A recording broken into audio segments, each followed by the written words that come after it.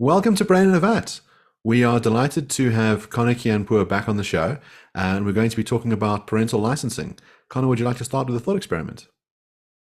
Thanks for having me back on. So, I wanted to start first by encouraging listeners to think about what it is that makes us want to license activities in the first place. So, I'm going to be presenting Hugh LaFollette's argument from his seminal paper on licensing parents. So, LaFollette says that, for instance, when it comes to a driver's license, the reason that we license individuals to operate motor vehicles has to do with three things. First, driving is an activity that puts innocent others at risk on the road if you're bad at it. Second, a certain level of competence is required to be able to drive well. Perhaps you have to know the rules of the road, you have to know how to operate a motor vehicle, things like that.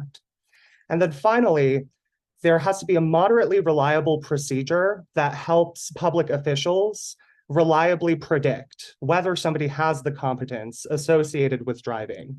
And so, given that all three of these features are present in the case of driving, we think that licensing drivers is appropriate. So the question becomes, does parenting share these same sorts of features as driving? And so for the first sort of criteria, we have parenting being a morally hazardous activity, because if you're a bad parent, you could really do a number on a child. Second, it seems as though there is a certain kind of competence that's required in order to be a good parent. So you might expect that good parents, or like sufficiently good parents, are individuals who have a certain level of emotional maturity, they're able to financially provide for their children, among other things. And then the last criteria for licensing activities is that of whether there exists a moderately reliable procedure that helps public officials predict whether individuals are going to be sufficiently good parents. So you might be wondering, do such procedures exist? And I think that such procedures do exist in the form of adoptive screening.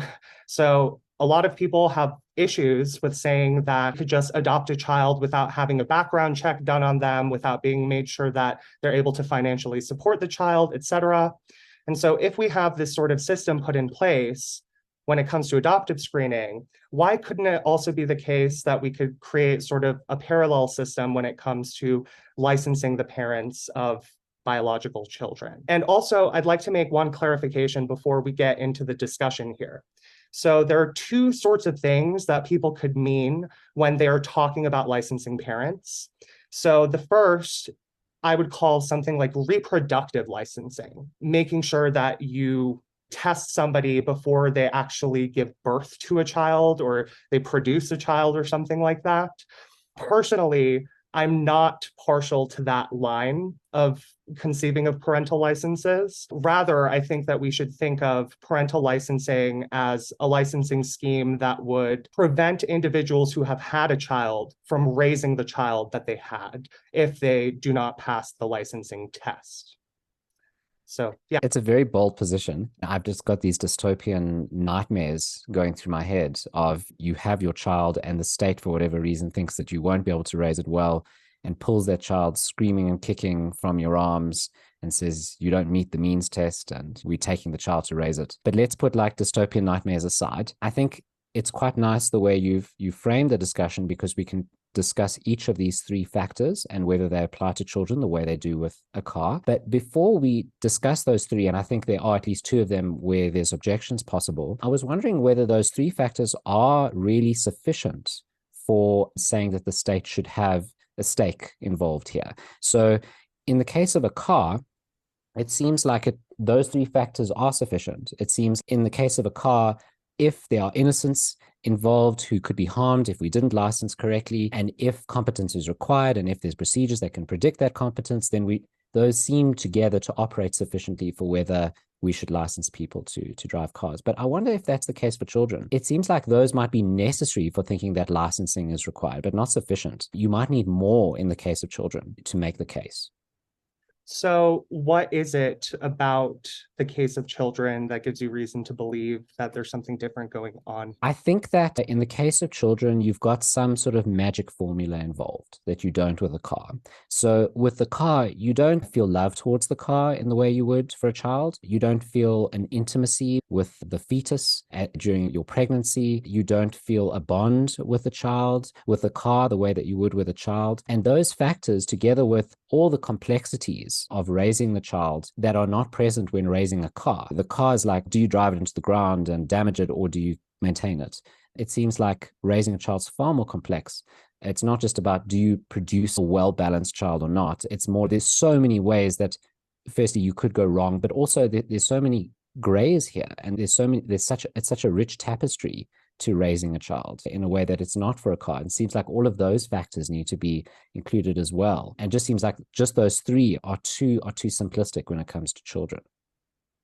Yeah, great. So, another distinction that I'd like to introduce here is between parental licensing schemes that are aimed at ensuring that parents are the best available parents for the child in question, and parental licensing schemes that are just trying to make sure that the especially bad parents do not become parents to children. So I think you're right that if we're trying to set up a licensing scheme such that we're trying to ensure that children are raised by optimal parents, whatever that is, that the concern about like the magic formula associated with parenting does ring true there. But if we're conceiving of a parental licensing scheme as being aimed at something that is supposed to ensure that a child is not going to be raised by a parent that violates their rights, then we can, I think, point out certain kinds of behaviors that give us reason to believe that a parent is going to be abusive to a child. And if we are reasonably confident over a certain threshold that the parent does possess certain attributes that places a child at risk, that it's not as complicated as you're making it out to be. And second, a second line of response is you were talking a lot about the intimacy that parents feel for children and like the fellow feeling, the investment that they have, and how that might complicate the picture for parental licensing. And this response that I'm going to give only goes so far, but I think that it's worth mentioning, which is that denying somebody a driver's license, depending on who they are, could really mess up with their life plans. If they're the type of person who lives in a super rural area or something like that, and the driver's license represents like their opportunity for being able to pursue a career that they want to pursue, it seems like the sorts of like emotional investment that you're pointing to in the case of parenting is at least present to some degree when it comes to driving for some people, but we don't think that the existence of that complication is enough to say that we shouldn't license drivers at all. So a couple of things we're thinking about. The first is in the driver's license case. It seems that if you fail your driver's license, that there are steps you can take to resolve the situation. You can become a better driver through study, through practice, and it might be that you're forced to endure a delay, which is uncomfortable because you can't drive, but eventually you can take the steps necessary to become a driver. In the regime that you posit, the idea is that there's no restriction on falling pregnant. It's not like the state gives you a Mirena once you turn 13 and then says you've got to apply to have it removed. That is, no, you're free to fall pregnant. It's just that at that juncture, we're going to evaluate you and see whether you get to keep your kid. And if you fail, the state has confiscated your child. Now, that seems like a huge magnitude of suffering that you would endure because you didn't meet the ideological sets of the state, or whatever its means test is. You're too poor, you're too gay, you're too much of a Jew, whatever it is that the state has decided, we're uncomfortable with you people being able to raise children, so we're taking away your child. Seems different to the car case. The other thing I want to say in your favor is that I think people are going to be supportive of the idea of the state being able to confiscate people's kids under certain circumstances. The social security agencies will evaluate existing parents and say, listen, you sold your kid's kidney, you put them into indentured labor, you beat them 3 times a day. They're basically part of a Monty Python sketch. We don't think it's in this kid's interest to have you to continue to raise them. I'm sorry, social services intervening, and we're going to put your kids into the institution. They're going to be raised by someone else. And I think there's going to be some threshold where people say, Yeah, your right to raise your own kid cannot be absolute. There's a point at which you've done something so despicable to that child that we want to stop that. Your case is a probabilistic one where you want to say you seem like the kind of person that would be a bad parent. You're a junkie, you're a racist, and that stuff we're uncomfortable with. So before we give you the right to drive a car around and see how it goes, we're going to say, no, you've given birth to the kid, but we're taking that away from you straight away before you cause any harm. And we've got a wonderful set of foster parents who will do a much better job of you. One of the things I'm interested in is, do you think that people have some kind of natural right to their offspring? And that's got to be beaten by facts. You've got to have some really good argument for setting it out. Or is this an irrelevant consideration that you're biologically related to this person? Yeah, I think you're getting at like the crux of the issue, which is that the sort of difference that people often point to between the case of licensing drivers and the case of licensing parents is that presumably licensing parents could infringe on or violate the right that individuals have to raise children generally or their biological children specifically, whereas no such parallel right exists in the case of driving. My view is that individuals do not have a right to raise children generally, nor do they have a right to raise their biological children in particular.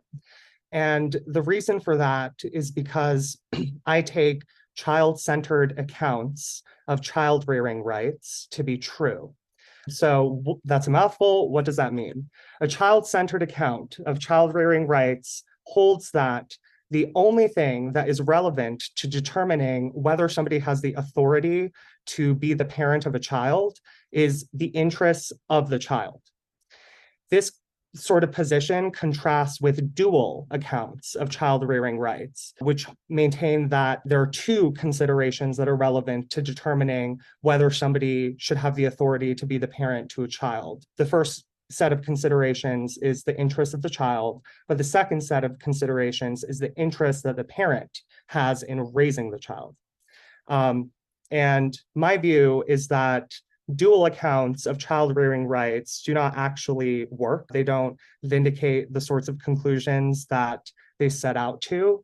So just to give you an idea of why I think this. So there are two dual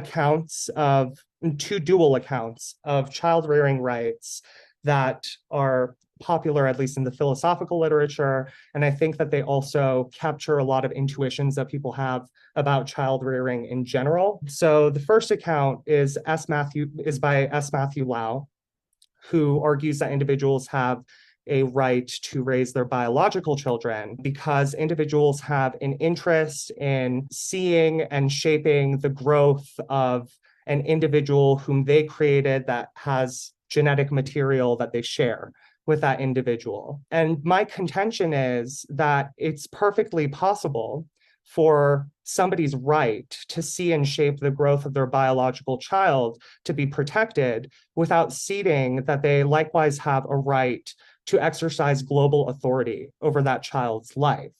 So Anke Gauss, in her paper, The Best Available Parent, she does something that I take to be brilliant, which is she separates like two sets of that are bound up in child rearing. So the first set of interests are like interests in controlling the life of the child in question. Second are interests in associating with the child in question. And it seems like just by protecting the associational rights of the biological parents of children, you would be protecting the only right that they could be claimed to have, which is a protected relationship with their child. But just because they have a right to a protected relationship with their child doesn't mean that they have the right to exercise global authority over that child's life, deciding where that child goes to school, where that child lives, what that child eats, etc. The second sort of dual account of child rearing rights, which doesn't take biological relatedness to be between parent and child to be necessary for generating a right to parent a particular child, is Harry Brighouse and Adam Swift's account that they outline in their book, Family Values. So according to Brighouse and Swift, they say that parents have, or prospective parents have, an interest in developing the sorts of virtues that are associated with being a parent and in experiencing the joys associated with the distinctive parent-child relationship, particularly in the early years of childhood when a child is particularly vulnerable to their parents. And again, it seems that the interests that Brighouse and Swift are pointing to justify a right to exercise global authority over a child's life could actually be protected by respecting the right of the parent to associate with their child, to be able to have a protected relationship with the child.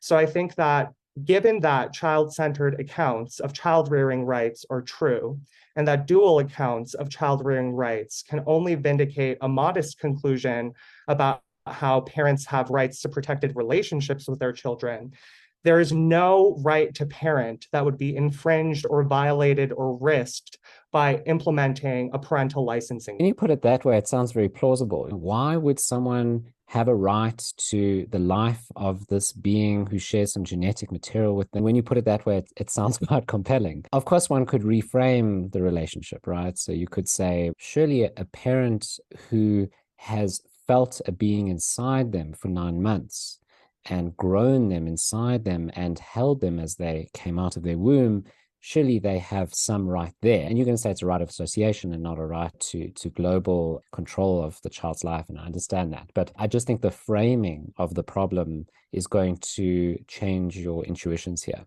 I've got another objection, though. If you have a child-centered account and only the child's interests matter, is that a maximizing account that you hold? So is your account that you should maximize the child's well-being, and we should make choices as the state about who raises that child that maximizes the child's well-being? And I've got a follow-up question depending on your answer. Yeah, great. Thanks for that. So I guess I'm going to give like an annoyingly philosophy answer to that question, which is that while I'm confident that some version of a child-centered account of child-rearing rights is true, I'm still trying to figure out what version of a child-centered account of child-rearing rights I believe is true. So the two sorts of accounts that seem like live possibilities that people have talked about in the literature are, on the one hand, the best available parent account. So people like Peter Valentine and Anke Gauss, they subscribe to this sort of account, which, as you were suggesting in your question, is focused on like maximizing the protection of the child's interests. But then you could likewise be a sufficientarian about what children are owed. And so you could say that children's interests are the only things that matter in determining who rears them, but that once you meet a certain threshold of protecting or promoting their interests, then that suffices. One reason to think that like we should prefer sufficientarian rather than the best available parent account of child rearing rights is, as we were discussing earlier, that it's not clear how the state could institute a parental licensing scheme that would make sure that the parents that are raising children are optimal parents for those children. But at the same time, I think that it might be possible, I'm not sure though, that it might be possible for the best available parent account of child rearing rights to be true, but for practical reasons associated with the implementation of a parental licensing scheme, all the state could get away with implementing is a sufficientarian licensing scheme. So I think this distinction is excellent and presents a real dilemma for the child-centered accounts. So either it's a sufficientarianist account or it's a maximizing account. It's the best available parent. Now, if it's the best available parent, just think about the consequences of that. So a child is growing up with certain parents, say biological parents, who raise the child for 10 years, and the utility calculator steps in and they receive a mail in the post that says, we've calculated that although your child is very happy, they're very happy by many measures, they do well in school, they're healthy, you bring them up in a way where they're sufficiently happy. We've found a match in another country or in another city, another state, or 3 blocks down, and we feel that we could slightly increase the utility of this child in the long run. They'll be upset for a few weeks, but that family has a bit more money. That family, although your child is happy, might be slightly happier. The bond between those parents is slightly better and more functional. And the utility calculator has decided that we should move your child. Now, on the maximizing account, on the best parent account, you should just do that, right? It is in the interest of the child. And that sounds to me crazy, right? It sounds to me like you're severely stepping on someone's rights or freedoms and really hurting the feelings of someone, namely the parents, and something very wrong has happened there, even if everything the utility calculator is saying is correct. Now, here's the kicker. The kicker is you could say, all right, then I'll fall back on the sufficientarianist account because that account does not involve the implication that you should move the child. Okay. But now my question is, if all that matters is the child's interests, then what possible argument can you give for the sufficientarianist account? Because all that matters is that utility calc, nothing else. It doesn't matter whether the parents, the original parents, are hurt or not. And that seems to miss a crucial point. It misses the point that those parents are going to be utterly devastated. You're going to destroy these bonds, and that's going to have severe negative consequences on the parents. But on that account, that doesn't matter. So there's two objections there. The one is, it seems like there's no argument for why that shouldn't matter. But secondly, it seems like it does matter, right? It seems like when you think about that, some heinous, horrendous crime has happened. So I'm not sure either type of child-centered account could work. So the two horns of the dilemma, as I understand it, and I don't think either of the horns actually succeed at creating a dilemma.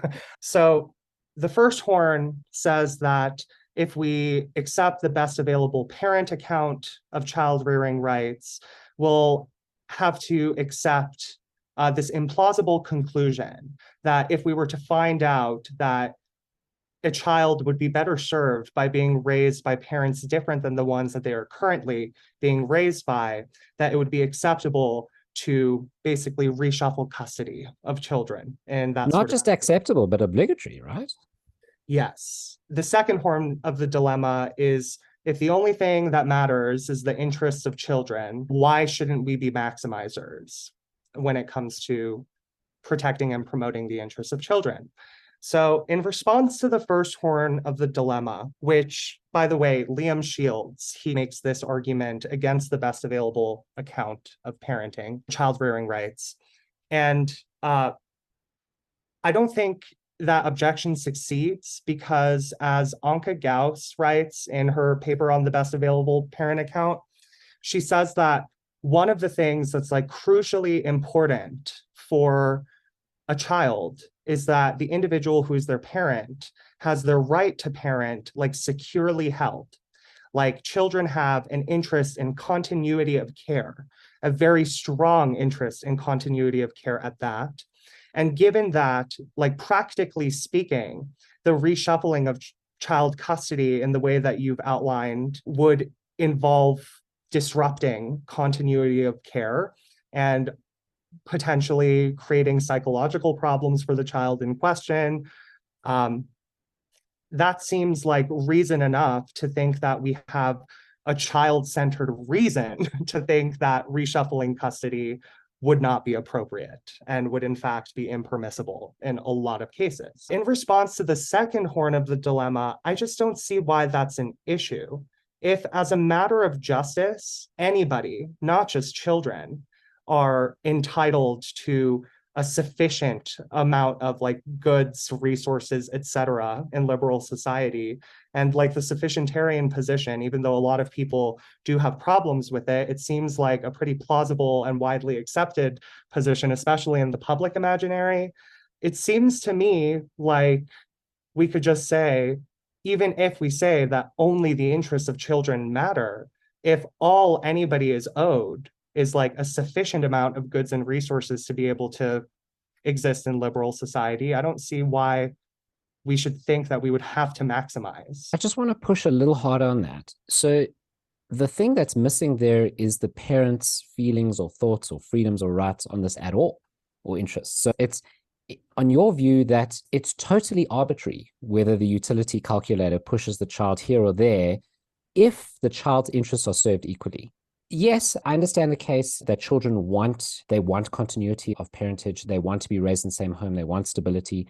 But we can imagine that we can balance the calcs, right? So maybe it's quite a lot better somewhere else, such that the loss in continuity is offset in the long run by these benefits with these other parents. Or perhaps we slip the child a drug that makes them forget their original parents. Or perhaps we implant false memories in them that make them believe that they were raised by these other parents.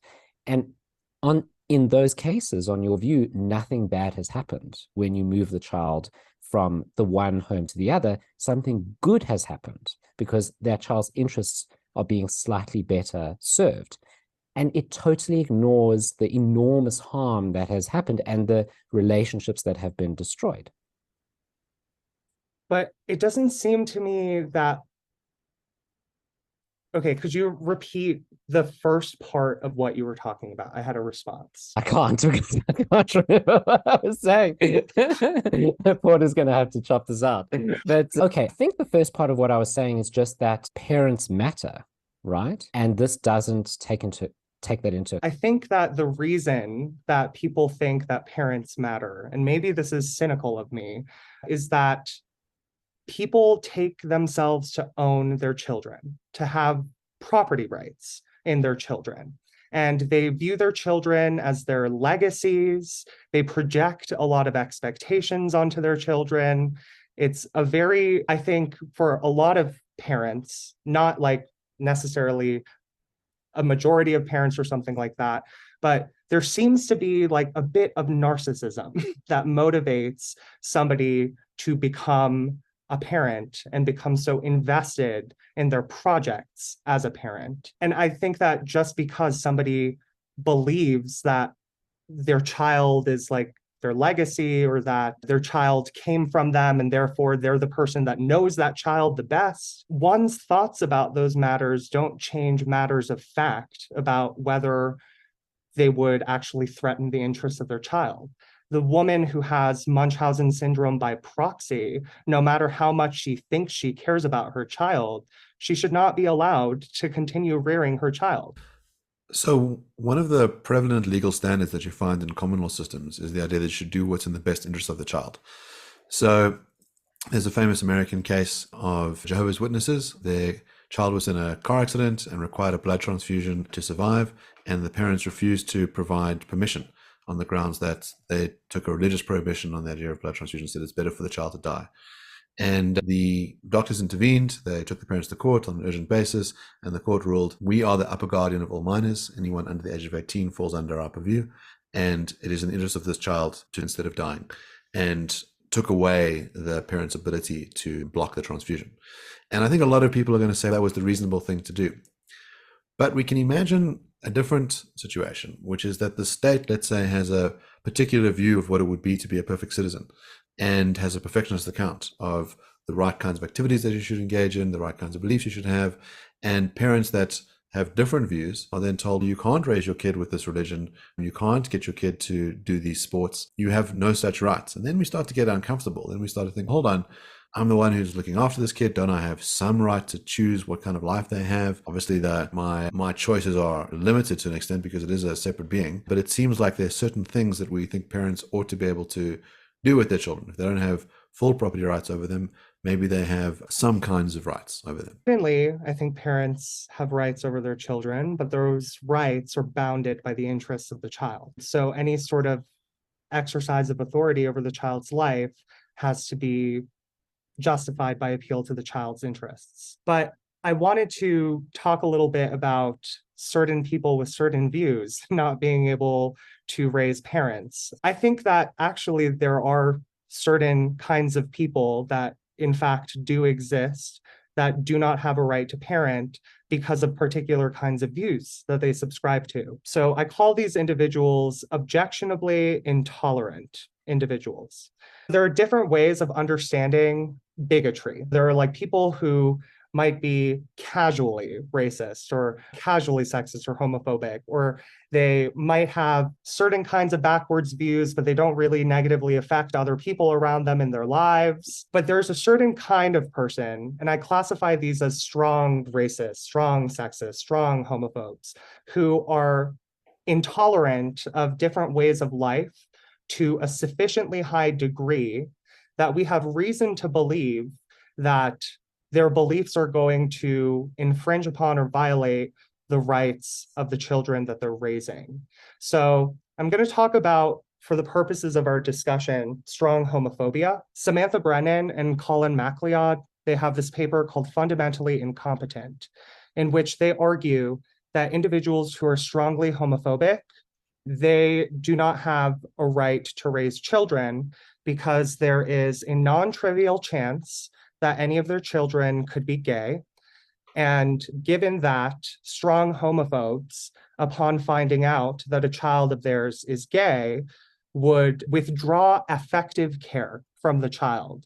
And they claim that children have a right to effective care. That is, they have interests so strong in being loved by their parents that it justifies a right that their parents express love in certain ways to them. And given that strong homophobes run the risk of withdrawing effective care from any of their children, any of whom could grow up to be gay, we have reason to think that strongly homophobic individuals do not have a right to raise children. Another line of thought advanced by Riccardo Spatorno is that he argues children have a right to be loved unconditionally by their parents. And his conception of unconditional love is a bit wonky, but I think it's intuitively plausible. So he grounds the right that children have to be loved unconditionally in the value of self-respect. So the thought is that it is by being unconditionally loved by our parents, at least in part, that we grow to see ourselves as valuable individuals. And a parent who doesn't unconditionally love their child, for Spatorno, would be a parent who conditions their love for their child on the child possessing certain characteristics that are morally irrelevant. So for instance, a racist parent who raises a white child would be violating. So let's assume that the racist parent is racist against Black people. The strongly racist parent who raises a white child would be violating the right to that child, the right that child has to unconditional love, because the child knows that were they Black, the parent would not think that they are worthy of respect or meriting value or something like that. And that sort of belief could tarnish a child's ability to respect themselves when they grow up.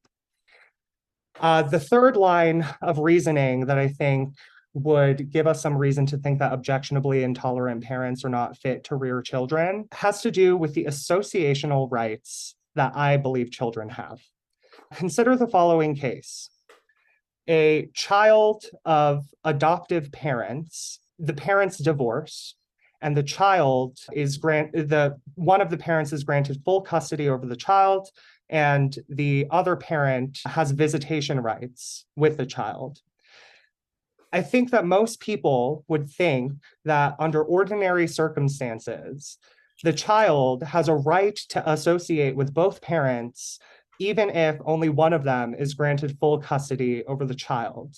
And not just because the parent has an interest in associating with the child, but presumably because the parent's association with the child fits with the child's interests in the right sort of way, whatever that is to you. If you think that's the case, then it seems that if there were some person who wasn't the parent of the child, but was relevantly similar to the parent of the child who was granted visitation rights but not full custody of the child, that the child would have associational rights with respect to that person who wasn't their parent as well.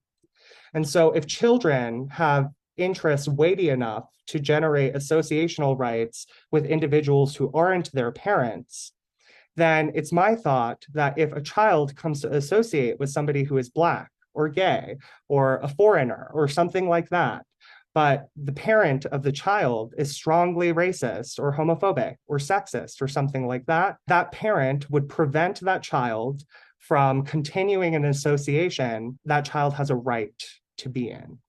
So I think for those three sets of reasons, we have a good argument for thinking that children have a right not to be raised by people who are strongly racist, sexist, homophobic, etc.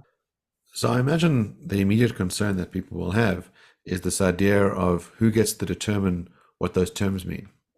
The term racist, we know, is one of those terms that has shifted in meaning quite dramatically over time.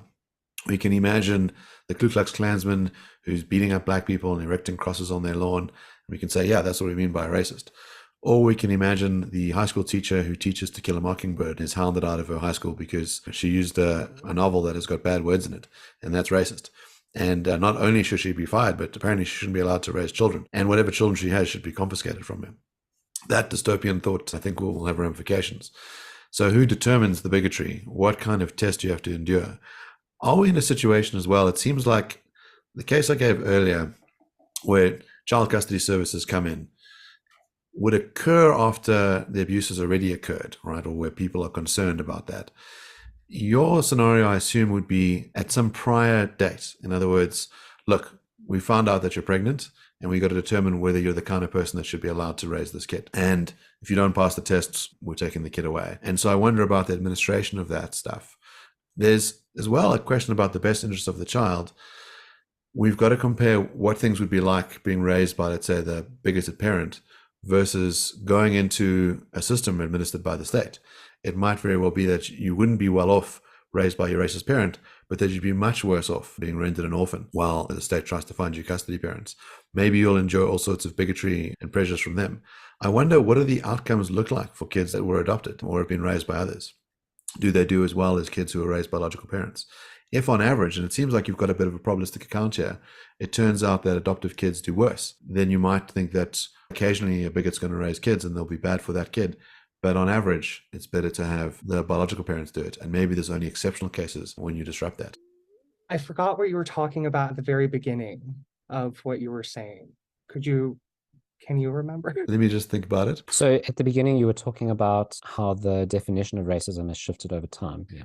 At least with respect to the first set of concerns that you raised about who gets to decide who the strong racist, sexist, homophobes are. I think there are two sorts of tools that I suspect a lot of people would think are reasonable to use in determining whether somebody is objectionably intolerant. So first, whether somebody has been successfully sued for employment discrimination on the basis of said arbitrary characteristic. That gives us a really good reason to think that the individual in question is objectionably intolerant. Also, is membership in an association that makes itself known to be objectionably intolerant. The example that I use in a paper that I write about these issues is the Westboro Baptist Church, which, for those who do not know, is a Baptist church in the United States that is notorious for picketing the funerals of American soldiers because they fought for a country that is tolerant of homosexuality, things like that. And then additionally, I do think that we should consult social scientific tools that are empirically efficacious. So for instance, in the 1980s, Hudson and Ricketts developed the Index for Homophobia, or Index of Homophobia, which is a questionnaire that is used to predict the extent to which an individual is homophobic. And I think it was something like it predicted cross-culturally with 98% accuracy how homophobic an individual is. And so somebody who scores high on the Index for Homophobia, we have good reason to think that they are strongly homophobic and therefore a red flag when it comes to raising children. So that addresses the first set of concerns that you had, but then toward the end, you had a second set of concerns. I've got three objections for you. The first one is, it seems like all you've considered are the interests of the child and the interests of the parent. And you said the interests of the parent don't really matter. It's the interests of the child that matter. I wonder if there's a third factor that matters that is not interest-based, and that is the value of the particular relationships. So that child has a relationship with that parent, and it seems like that should hold some weight. In other words, there is something about that relationship that is valuable. So that's the first question. The second question is, from an evolutionary perspective, it seems like the reason why parents have children is because they assume they're going to keep them. Now, if you remove that assumption, so if society doesn't work that way anymore, that parents could at any point lose their children after they're born, it might not make any more sense for parents to have children, because it does seem like quite an investment. It's a financial investment, it's an emotional investment, and it's a physical investment. The mother's life is at risk in some way. That risk has been reduced over time, but certainly in generations past, that risk was enormous. If you go 500 years ago, I don't know what the percentages of maternal death were, but I think they were high. And there's at least a lot of pain involved, a lot of inconvenience. It would make no sense for parents to have children if children were being removed routinely. You could say that it wouldn't be routine. It would perhaps, under your system, it would happen only sometimes, not that often. So that would go some way towards alleviating it. But it's still a risk. And parents might say, I'm just not prepared to take that risk. And then the third question I have is, what is this right to effective care? I'm allergic to rights. I'm a utilitarian. I don't believe in these rights things. And they seem to be popping up all over the place. There's rights to effective care. There's rights that the child has. There's rights that the parents have. Then we're denying the rights that the parents have, but we're affirming the rights that the child have. And now we're adding these extra rights. I'm allergic to all of this. I'm just a utilitarian that says all I care about is what's going to maximize society's happiness here. And it seems to me like there's a lot of pain and suffering that's being ignored by your system, and that's the parents' pain and suffering. And you say, I don't care about the parents' pain and suffering because they don't have a right to the child. But I agree they don't have a right to the child, but there's still a lot of pain and suffering involved. And all I care about is what is the system that's going to maximize happiness for society as a whole. And I think if you're ignoring parents' suffering, then there's a mistake being made here. Great. So your first objection, you're trying to suggest that in addition to the interests of the child, the interests of the parent, we might also recognize that the parent-child relationship is like valuable in itself, and that is worthy of protection or something like that. I think that it is, but also just because a relationship is valuable doesn't mean that you're entitled for the character of that relationship to be such that you have the authority to control every aspect of the other party of the relationships. So that's my short response to that.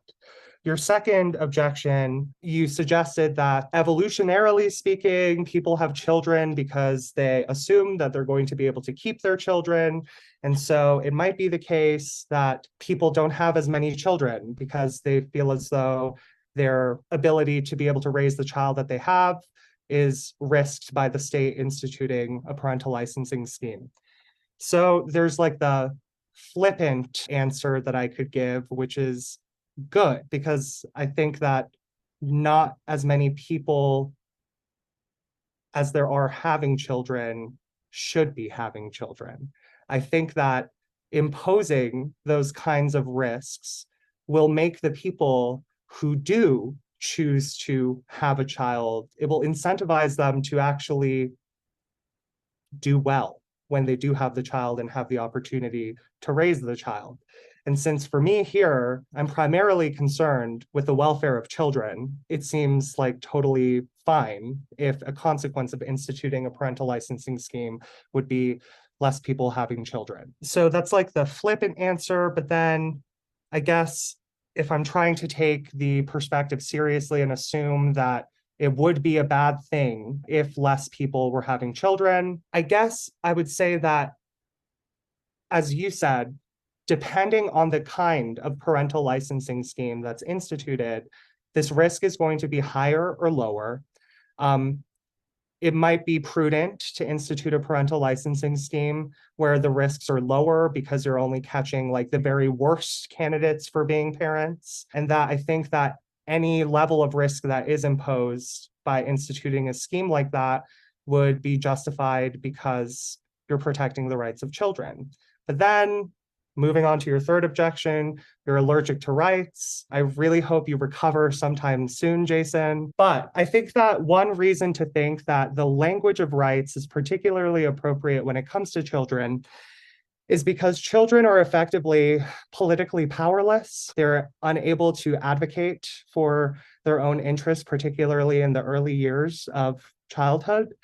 And if we were to just tally up the pleasure and pain of everybody in society without accounting for these sorts of like power imbalances that might exist between groups of individuals, we might just end up benefiting majorities at the expense of minorities.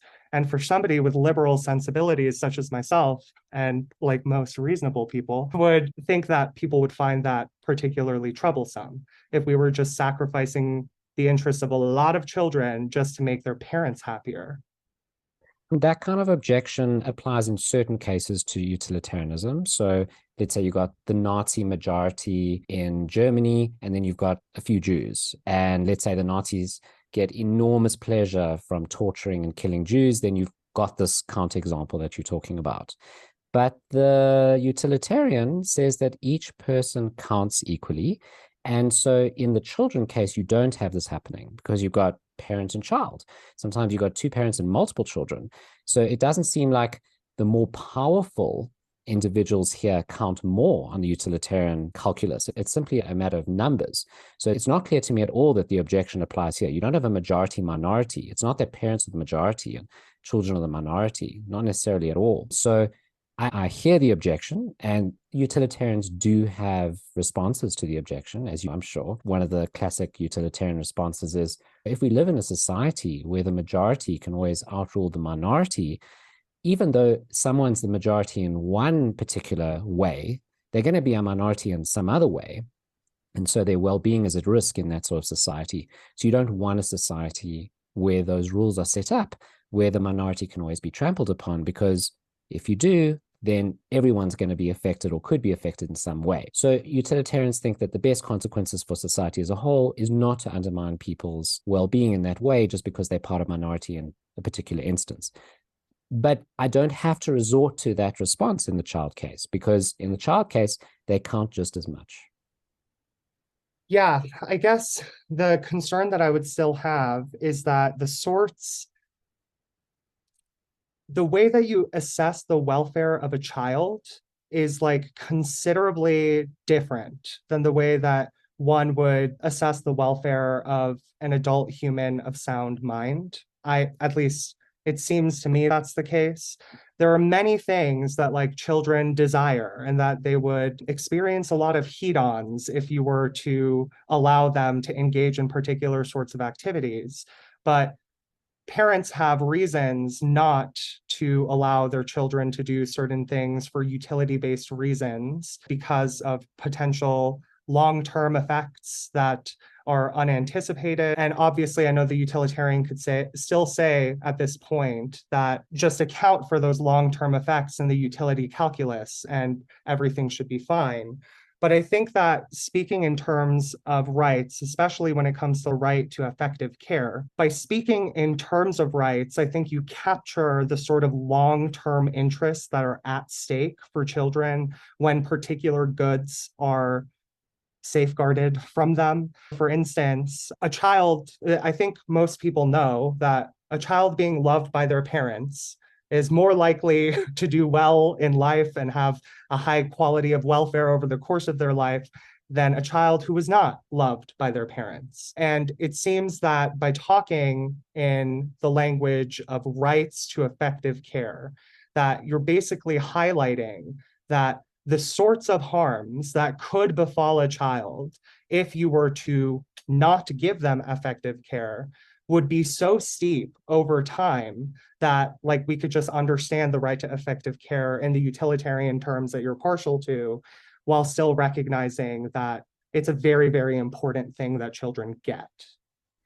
But then you're effectively arguing to a draw, right? So you're saying your account, it captures what I want to capture. right? So what I'm wanting to capture is the unhappiness that will result from children who are not treated well and loved by their parents and loved in the way that's appropriate to raise them properly. And I want to account for that. And you're saying you also account for that through the language of rights, the right to effective care. Okay, I'm happy to accept a draw there. But what you're fundamentally ignoring is everyone else's pain and suffering, and I'm including it. So I'm including the pain and suffering of the parents, and you're not, and that's a deficiency in your account. Because on your account, they have no rights at all.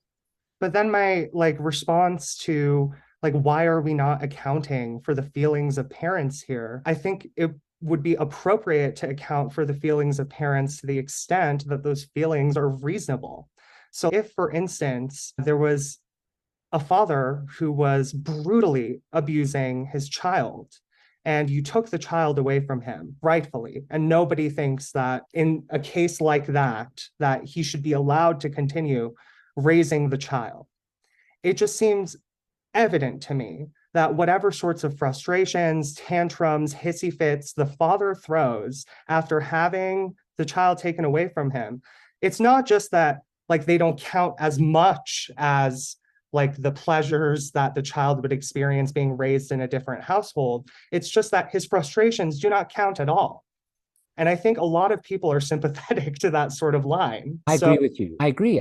When you've got the abusive father, it seems like, I don't fully agree. The utilitarian has to say they do count. It's just that the father's frustrations are so minimal compared with the child's harms that they count almost not at all. The difficult case for you is not the abusive father. The difficult case for you is the decent parent whose child gets removed because there's a better one. The borderline cases, those are the difficult cases for you, where we have sympathy for the parent, even though we say the child's interests are in moving, and you don't account for the parent's feelings in those cases at all. And that's my problem. Yeah, so that kind of gets to a concern that a lot of people have voiced when it comes to parental licensing. And most recently, Chris Fryman, in his paper against parental licensing, he talks about this. The concern about false negatives and positives. It could be the case that somebody does not pass the parental licensing test, but would have been an adequate parent to the child in question. And in those cases, it does seem, the pain of the parents being separated from their children does seem to count for something. But I think that at least we can mitigate the sort of ill effects associated with that along two dimensions. So the first is continue protecting the rights of the biological parents, for instance, to associate with the child. And even if it's not the case that they're able to exercise global authority over the child's life, they'll be able to associate with the child, have a meaningful relationship with the child. And that's something is better than nothing sort of response to your concern there. But then additionally, I think that it's totally appropriate to conceive of a parental licensing scheme such that, much like when people do not pass a driver's exam, they get to go back to the DMV after a couple of weeks and retake the exam and apply for the license again.